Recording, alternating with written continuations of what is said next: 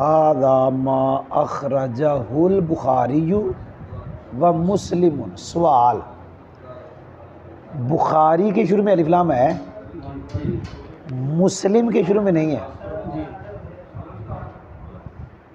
جواب سے پہلے یاد رکھیں یہاں بخاری بطور علم ہے، بطور نام، مسلم بھی بطور نام۔ اور اب جواب سنیں کہ یہاں الف لام آیا، یہاں نام کے شروع میں جو الف لام آتا ہے وہ زائدہ ہوتا ہے، پکا قاعدہ ہے۔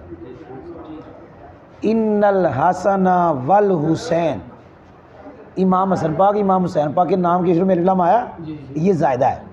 الف لام جو زائدہ علم کے شروع میں آتا ہے وہ سمائی ہوتا ہے، تو ہم نے جو عربوں سے سنا وہ یہاں تو الف لام لگاتے ہیں، یہاں نہیں لگاتے، تو جیسا انہوں نے کیا ویسا ہی ہم کریں گے الحمدللہ۔